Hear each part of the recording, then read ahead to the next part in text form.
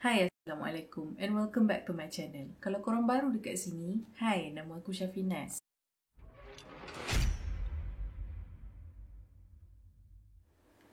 Pada 21 Oktober yang lalu, lebih kurang 2 bulan lepas, kecoh dekat Twitter sekejap. Berita tentang pembunuhan seorang atlet wanita dekat Afghanistan. Kematian dia dikatakan kononnya dia telah dipenggal oleh puak Taliban. Gambar jenazah Mahjab bin Hakimi dengan luka yang dalam dekat bahagian leher tersebar luas setelah ia dimuat naik ke Twitter oleh bekas jurulatih dia sendiri. Tapi tak lama selepas tu, ayah Mahjab bin sendiri yang bernama Sarwar Hakimi tampil untuk menafikan yang kematian anak dia tu ada kaitan dengan puak Taliban. Menurut Sarwar, memang betul anak dia telah meninggal dan sebab kematiannya tu ialah kerana dia dibunuh.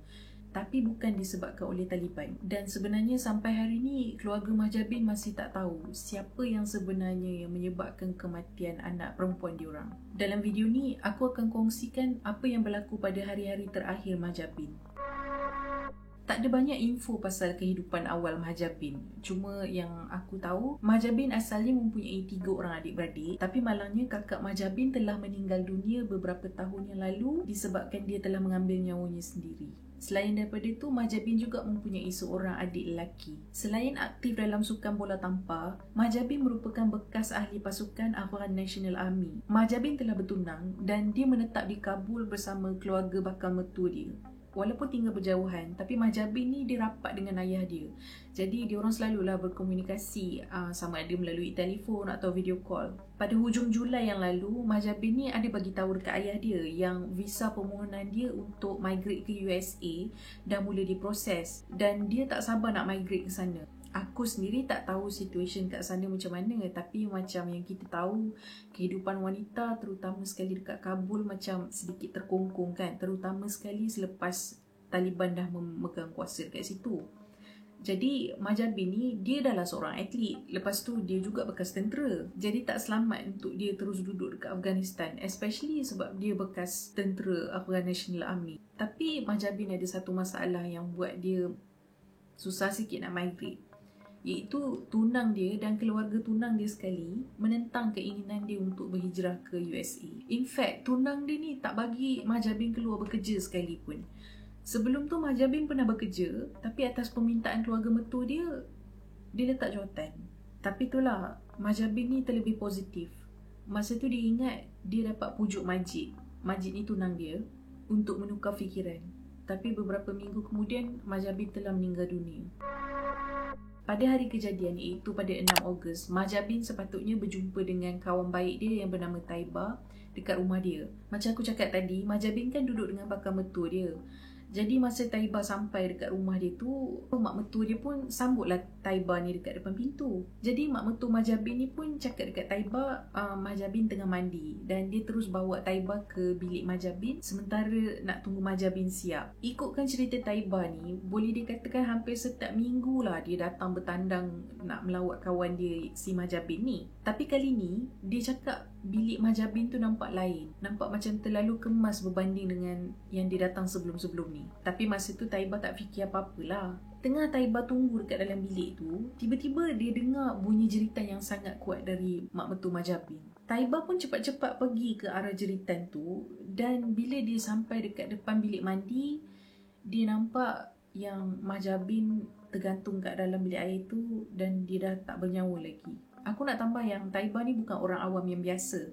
Dia bertugas sebagai pegawai polis dekat Kabul pada masa tu. Jadi bila dia tengok je keadaan Mahjab bin masa tu, dia dah rasa ada sesuatu yang tak kena. Menurut Taiba, kesan kecederaan yang ada pada dagu dan leher Mahjab bin tak sama macam orang gantung diri. Tambahan pula, jarak dari tingkap ke lantai bilik air tu cuma 120 cm.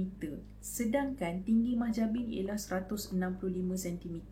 Jadi bagi Taiba, tak logik Mahjab bin gantung diri dia dekat situ. Sebab jarak antara tingkap dengan lantai tu terlalu rendah. Taiba juga ada bagi tahu yang keluarga Majid ada suruh dia palsukan statement dia pada pihak polis. Diorang suruh dia cakap yang dia ada nampak Mahjab bin berjalan sendiri menuju ke bilik air sebelum dia ditemui mati.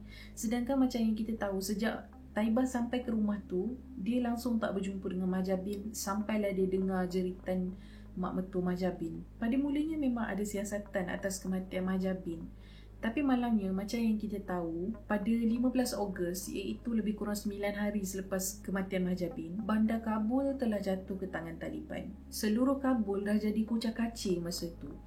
Jadi, siasatan atas kematian Mahjabin terbengkalai macam tu je. Mak dan ayah Mahjabin percaya yang keluarga Majid adalah penyebab kematian anak mereka. Tapi mereka cuba tutup perbuatan mereka dengan alasan bunuh diri. Berkemungkinan besar kerana Mahjabin tak mahu ubah keputusan dia untuk berhijrah ke USA.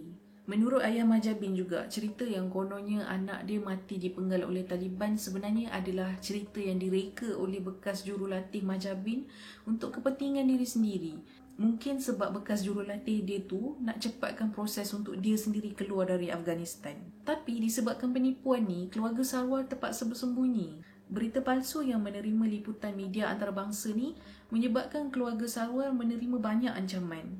Dalam usaha mereka nak betulkan fakta tentang kematian Mahjabin, Sarwar juga ada tunjuk gambar batu nisan anak dia, di mana tarikh pada batu nisan tu menunjukkan Mahjabin telah meninggal dunia sebelum Taliban tiba di Kabul.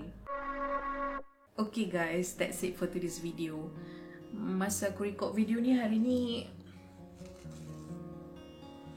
20 Disember. Dah berapa hari hujan tak berhenti. Aku tumpang simpati dengan keluarga-keluarga yang terkesan disebabkan banjir yang berlaku, dan juga aku ucapkan ribuan terima kasih kepada semua pihak yang turun membantu. Semoga musibah ni cepat-cepat berlalu dan kita semua boleh kembali ke keadaan seperti biasa.